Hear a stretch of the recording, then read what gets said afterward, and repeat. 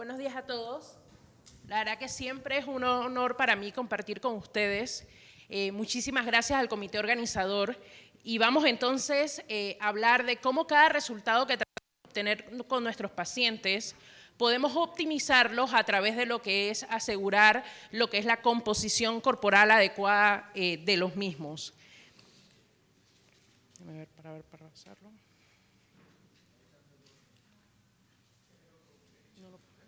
Este de acá. Exacto. Estos son mis conflictos de interés para esta conferencia. Los objetivos entonces vamos a explorar lo que es la relación de la malnutrición y la pérdida de masa muscular con los resultados clínicos de los pacientes y ver cómo podemos hacer diferentes estrategias para cumplir con los requerimientos realmente que ellos tienen. Y vamos a verlos por puntos claves para que siempre lo recordemos. Uno es que tenemos que recordar que la masa muscular es esencial para obtener los mejores resultados clínicos, no importa el del desenlace que estemos evaluando. Y esto es porque el músculo no solamente tiene la actividad de locomoción y de regulación de temperatura, que es la que estamos acostumbrados a pensar, sino que es un órgano metabólicamente activo que a través de mioquina tiene muchísimas influencias en todo lo que es la homeostasis del organismo, desde revascularización hasta neurotransmisores, por ejemplo. Y es por eso que cuando el organismo no recibe lo que está necesitando o está en un catabolismo por cualquier tipo de patología que tiene, el único objeto del que puede tomar aminoácidos para cumplir sus funciones es justamente del músculo, porque no hay otra fuente. No solamente para producir la glucosa, que es lo que generalmente conocemos, sino también para poder establecer todo lo que son las funciones y las estructuras en el organismo. Y es por esto que cuando disminuye la masa muscular, no solamente el paciente va a tener más caídas, sino que además va a tener toxicidad de cualquier tipo de medicamento que utilicemos, disminuye, por ejemplo, lo que es la sobrevida, aumentan las complicaciones de cualquier tipo, como mencioné, que estemos evaluando.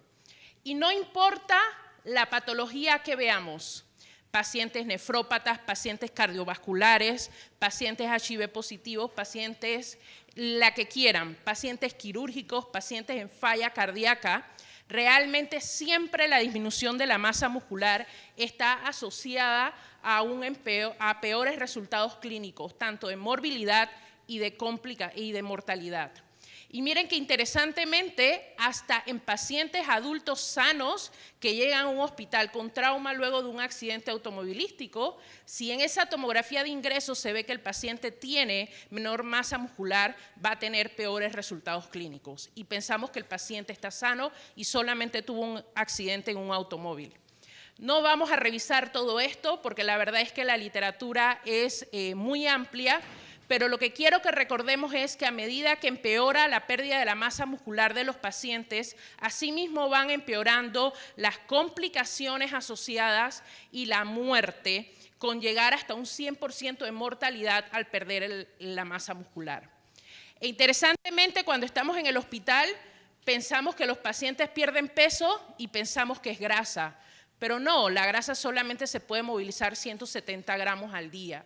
Lo que el paciente pierde es masa muscular y pierde hasta 20% en una semana. O sea que miren que nada más en una semana de hospitalización, cómo esto impacta entonces la morbilidad con 20% ya de complicaciones y una mortalidad del 30% asociado a esto. Y esta pérdida de masa muscular es más frecuente de lo que cada uno de nosotros pensaría.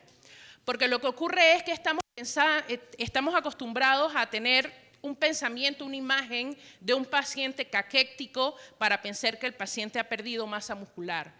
Pero realmente la pérdida de masa muscular se da por muchísimas situaciones, desde lo que es la misma malnutrición, la edad, la enfermedad y obviamente también por las inmovilizaciones.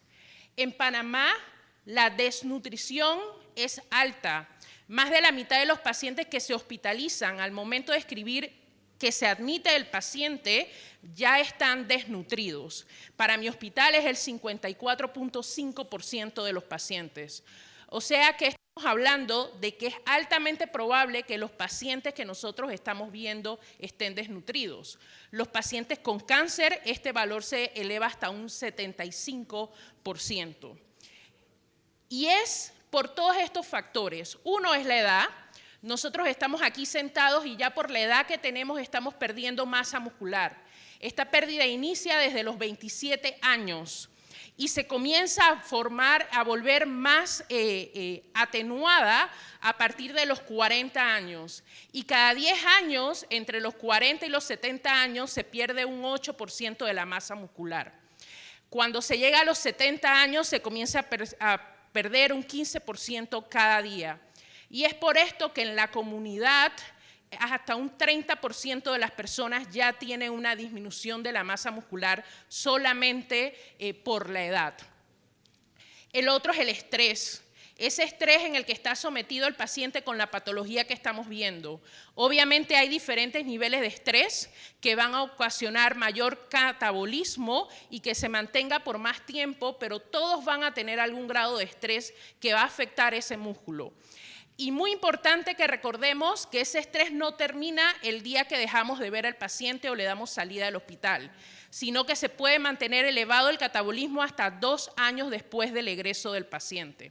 Por lo cual, entonces, tenemos que darle el manejo adecuado. La inmovilización. Pacientes sanos con una ingesta proteica normal para ellos pierden 2% de peso al estar 2% de masa muscular al estar inmovilizados por 30 días.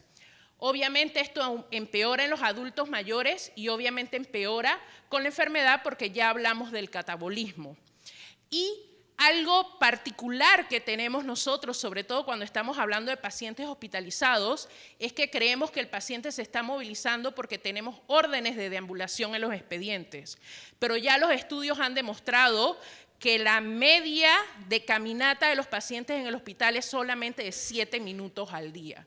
Por lo cual, de una manera activa, tenemos que involucrarnos y involucrar al personal de las salas de hospitalización y a nuestros pacientes que estamos viendo en las consultas para que aumenten su actividad física para poder entonces conservar este aspecto de la masa muscular. Y les traigo esto porque es las publicaciones de los últimos años, semaglutide, retaglutide, tizardipide, los medicamentos de moda, y podemos ver que la pérdida de masa muscular en ellos es inclusive 10 y hasta 30 veces mayor que la pérdida de masa muscular que se da normalmente por el envejecimiento.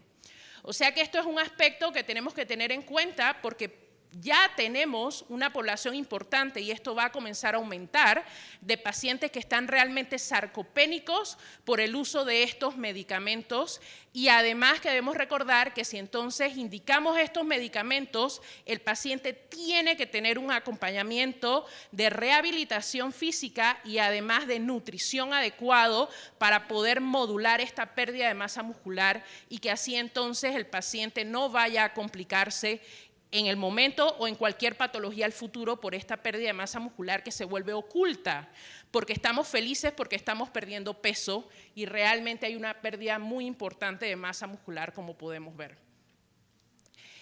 Al final, no importa la patología que vemos, Crohn, 55% de pacientes con sarcopenia al momento del diagnóstico, colitis ulcerativa alrededor de 37%, por ejemplo. Y realmente, como les mencioné, estos se los pongo para que veamos que cuando estamos analizando, que estamos viendo a ese paciente, tenemos que pensar que probablemente ya ese paciente tiene un compromiso nutricional y obviamente entonces de esa masa muscular. Y que esto debe estar siempre entonces para poder recomendarle adecuadamente al paciente, porque con estas prevalencias de sarcopenia, obviamente, como vimos, los resultados van a ser peores. Además de eso, inclusive hay estudios que demuestran que aquellos pacientes con pérdida de masa muscular, por ejemplo en colitis ulcerativa o Crohn, tienen mayor probabilidad de que no respondan a los tratamientos, inclusive biológicos. O sea que esto es muy importante porque hay una correlación significativa entre la masa muscular saludable del paciente y la respuesta a cualquier medicamento biológico que les indiquemos a los mismos. Y No confiarnos de que el paciente tiene un peso normal o no está perdiendo peso, porque inclusive con pesos estables los pacientes pierden masa muscular. Lo que ocurre es que se cambia por grasa y hay infiltración grasa en el músculo. Entonces, al final, el peso total del paciente no lo vemos afectado, pero realmente el paciente sí está sarcopénico. Para ir culminando entonces, ¿cómo hacer? Porque es que el requerimiento proteico adecuado entonces es esencial para poder mantener ese estado nutricional de los pacientes. Es multimodal. Se va a necesitar desde dar las recomendaciones de terapia física adecuada para el paciente hasta completar obviamente las recomendaciones de ingesta adecuadas. Y estas recomendaciones de ingesta tienen que ver no solamente con la cantidad de calorías, sino con la cantidad de proteínas que ingiere. Y ya sabemos que a medida que el paciente entonces ingiere menor cantidad de proteínas, asimismo aumenta la probabilidad de muerte. Este es el porcentaje de ingesta del requerimiento que tiene. Y obviamente, nuevamente, vamos a caer en lo mismo, es porque estamos perdiendo la masa muscular. No olvidarnos que cada paciente, la nutrición debe ser individualizada y el requerimiento de proteínas para ese paciente es diferente, porque depende de la edad, depende de la composición corporal del paciente, depende de la patología que tenga, depende del momento en que el paciente está. Por lo tanto, entonces, no es solamente una receta para todos, sino que esto tiene que ser completamente individualizado y calculado para lo que él requiere. Esto, por ejemplo, inclusive son estudios que están analizando ahora el metabolismo de los aminoácidos, o sea que ya vamos a tener no solamente subjetivos, sino datos específicos de cuánto requiere cada paciente. Miren que inclusive pacientes con cáncer colorectal, mientras están en tratamiento activo, requieren 2 gramos por kilocaloría día, 2 gramos kilo de peso día de proteínas, pero que en el seguimiento este requerimiento baja a 1.5. Nuevamente importante, va a depender del momento en el que estamos viendo al paciente, por lo tanto, esto tiene que ser reevaluado continuamente para darle el acompañamiento adecuado. Pero miren que este follow-up es a 8 meses de terminar quimioterapia y todavía el requerimiento está en 1.5, que el requerimiento de nosotros normal es de 0.8 a 1, o sea que continúa incrementado todavía 8 meses después. Solamente para culminar, quiero que veamos un ejemplo. Un paciente que requiere 1.4 gramos de proteínas requiere 98 gramos. El paciente para llegar a esos 98 gramos tiene que comer todo esto. Hay pacientes que no lo van a poder ingerir y esto lo sabemos perfectamente. Probablemente nosotros no comamos tampoco eso durante un día y nos lo piden que lo hagamos y no lo vamos a hacer. Y es por eso que interesantemente se han hecho muchos estudios a nivel internacional de tratar de ver cómo a través de la consejería nutricional se logra que los pacientes coman lo que requieren. Pero como vemos inclusive solamente se logra 65% en un centro de investigación en Canadá en el cual le daban la comida al paciente con lo que tenía que ingerir. Y de esta manera inclusive no pudieron llegar a una ingesta del 65%, a más del 65% de la ingesta que requería. Si queríamos darle 2 gramos por kilo, lo único que lograron fueron darle 1.6. Y esto entonces significa, imagínense, con las recomendaciones que nosotros le demos en el consultorio no es suficiente, por eso tenemos que trabajar en equipo y referir los pacientes a nutrición para que le hagan la consejería adecuada, pero además realmente los estudios han demostrado que es necesario agregar proteínas o suplementos nutricionales para poder cumplir la meta porque no se logra a pesar de toda la consejería y que le deje inclusive el alimento al paciente. En este sentido, lo que más tiene evidencia es dar suplementos nutricionales hipercalóricos, hiperproteicos, suplementos que contengan omega 3 y que tengan leucina o análogos de leucina. Son los que mejores resultados clínicos mantienen. Y los mismos resultados también se pueden ver en pacientes ambulatorios, no solamente en pacientes hospitalizados. Y ya para culminar, el último mensaje que quiero dejar es que pensemos en lo que están ingiriendo nuestros pacientes. Como vimos, no es fácil. Esto es el Hospital Santo Tomás, Menos del 44% de los pacientes se comen la mitad del plato de la comida que se les ofrezca, por más cálculo nutricional y consejería que se le dé. O sea que tenemos que estar pendientes de esto. Y esto es intrahospitalario. Y estas son las dietas del hospital. Ponemos dietas líquidas, ponemos dietas inclusive blandas y corrientes, y realmente es que la gran mayoría de los pacientes no vamos a lograr cumplir el requerimiento con la dieta hospitalaria. Y no solamente esto es un problema en el hospital, porque por ejemplo yo digo, yo quiero eliminar las dietas líquidos claros, no las quiero ver en el expediente electrónico del hospital, porque la verdad es que eso es un problema y a los cirujanos nos encanta poner líquidos, ¿no? Pero bueno, pero quiero que veamos inclusive qué pasa con pacientes de enfermedad inflamatoria intestinal. 44% de los pacientes con colitis ulcerativa estaban con una dieta líquida que realmente no tenía indicación de estar adecuada. Y miren que, por ejemplo, en pacientes con enfermedad de Crohn sin sangrado se ha visto que dejar al paciente con dietas líquidas o nada por boca no hace diferencia en el resultado del manejo en comparación con darle la nutrición adecuada al paciente. O sea que simplemente es esto, que cada vez que estamos viendo un paciente, pensemos en nutrición y pensemos en qué es realmente lo que estoy haciendo y cómo puedo mejorarlo. Ambulatorio, estos son datos completamente preliminares que estamos analizando en estos momentos. Miren esas tasas de ingesta de pacientes en hemodiálisis en el Hospital Santo Tomás. Obviamente, 50% de los pacientes, la media del requerimiento es 50% y la media de ingesta de las proteínas es 60%. O sea, nuestros pacientes comen muy poco, comen muy por debajo de lo que realmente deberían tener el recomendado.